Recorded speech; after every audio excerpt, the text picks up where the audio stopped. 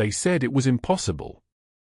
That a small, landlocked country in East Africa could never feed itself, let alone lead a continent in rice production.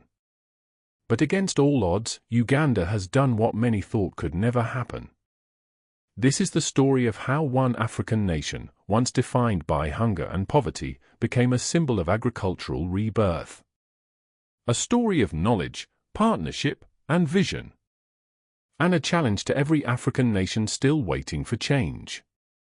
Welcome to Learn Africa TV. Today, we bring you a story of transformation. They said it was impossible, how Uganda became Africa's rice capital. Across Africa lies a mystery that has puzzled experts for decades. A continent blessed with sunshine, fertile land, and abundant rainfall, yet struggling to feed its own people. Uganda was no exception. It had the perfect ingredients for agricultural success: rich volcanic soils, flowing rivers, and a stable climate. But despite this natural wealth, the nation battled food shortages and deep poverty for decades. By the early 2000s, over 70% of Ugandans depended on farming for their survival. Yet most farmers earned less than $2 a day. In many villages, families went to bed hungry. Children walked to school on empty stomachs. And entire communities relied on imported food to survive. The question that haunted Uganda was simple: how could a land so rich produce so little? The problem was not laziness or lack of will. Ugandan farmers were hard-working people. The problem was knowledge, technology, and access. Most farmers used traditional seeds that had been passed down for generations. These seeds could not resist pests or droughts. They gave small yields, sometimes only 1 ton of rice per hectare. Farmers worked the same land year after year without fertilizers or crop rotation. Soil became weak. Harvests became smaller. Without money for fertilizers or machines, progress was slow. And without proper storage and processing facilities, much of what was grown went to waste. The result was a heartbreaking cycle. Low yields led to poverty. Poverty led to hunger. And hunger made it impossible to invest in better farming. Uganda, like much of Africa, was trapped in an agricultural prison. Something had to change. Then came a partnership that would rewrite Uganda's story. In 2012, the Ugandan government began working with agricultural experts from China, a country that had once faced its own food crisis but had found a way to overcome it. China understood hunger. Decades earlier, its people had faced devastating famines. But through research and innovation, China achieved food security, largely thanks to hybrid rice technology. Chinese scientist Yuan Longping, known as the father of hybrid rice, developed high-yield rice varieties that fed hundreds of millions. Now, that knowledge was coming to Africa. A team of Chinese agricultural specialists landed in Uganda's capital, Kampala, and soon moved to Luwero district, about 50 kilometers north. Their mission was simple but bold: to help Ugandan farmers grow more food using less land and less water. What they found shocked them. Fields were dry and tired. The same seeds had been used for decades. Farmers struggled to produce even enough for their own families. The Chinese experts conducted soil tests, studied rainfall patterns, and spoke directly with local farmers. They listened before they acted. After careful study, they proposed something revolutionary: the introduction of hybrid rice, known as WDR-73, and foxtail millet, a drought-resistant grain common in China. These were no ordinary crops. Hybrid rice could yield up to 3 times more than traditional Ugandan rice. And foxtail millet could grow in areas with little rainfall, offering farmers a second option for food security. But introducing new crops was only the beginning. The real challenge was convincing farmers to trust something new. For generations, Ugandan farmers had planted the same seeds their ancestors used. They were skeptical. Some feared the new seeds would fail. Others thought it was too complicated. One farmer was quoted saying, "If I risk my land and lose, my family will starve." So the experts built demonstration farms. They set up training sessions. They didn't just teach, they worked alongside the farmers. Hand in hand. Planting, weeding, and watering together. The goal was to prove the results, not just promise them.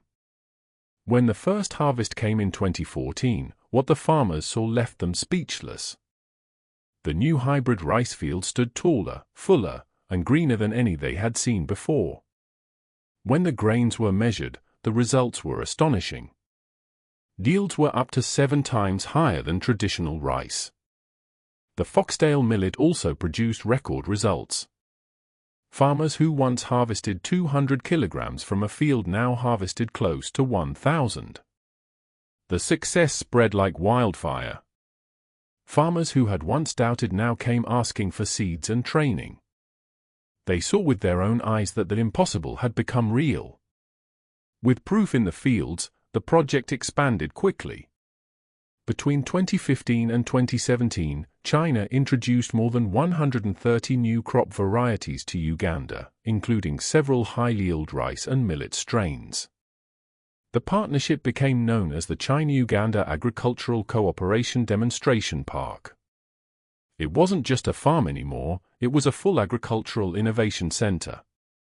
A place where Ugandan scientists, technicians, and farmers could learn, test, and grow together. Over 5,000 Ugandan farmers received direct training. They learned how to prepare land, manage water, and use fertilizers efficiently. They learned about pest control, modern equipment, and storage techniques. The results were dramatic. Hybrid rice yields reached 9 to 10 tons per hectare, triple the old levels. Hybrid millet yields doubled and even tripled in some areas. Farmers began earning real income. Children went to school instead of working long days in the field. Families could finally afford better food and healthcare. By 2018, the project had spread beyond Luero. 10 administrative regions had adopted the new rice and millet systems. Uganda's dependence on imported rice began to decline. A quiet revolution was taking place. One field, one village, one farmer at a time. But the transformation didn't stop with crops. In 2022, a massive $220 million investment from China was announced to build a modern agricultural industrial park in Uganda. This wasn't just about growing rice anymore. It was about processing, packaging, and exporting it. The new industrial park was designed to process up to 10 tons of rice per day, turning raw grain into polished, market-ready rice. It also included training centers, seed labs, livestock farms, and fish ponds. For the first time, farmers didn't just sell raw produce at low prices. They could now sell to a local processor and keep more of the profit within their communities. It created jobs, not just for farmers, but for young people in packaging, milling, and transportation. By 2023, nearly 30,000 people had received agricultural training through this cooperation, from farmers to agricultural students. The industrial park became a symbol of African potential. A living proof that with the right knowledge, Africa can feed itself, and even the world. To make agriculture more sustainable, the Chinese experts introduced integrated farming models. They combined rice cultivation with fish farming, a system China had perfected for centuries. In this method, fish grow in the rice paddies. The fish eat insects and weeds, reducing the need for pesticides. But it shows what's possible when vision meets action. So to the rest of Africa, what are we waiting for? If Uganda can rise from hunger to abundance, so can we. It's time to believe in our soil. To invest in our farmers. To trust our potential. Because the future of Africa will not be built in offices or conferences. It will be built in the fields, by those who dare to plant the seeds of change. Uganda dared. Now it leads. They said it was impossible. Uganda proved them wrong.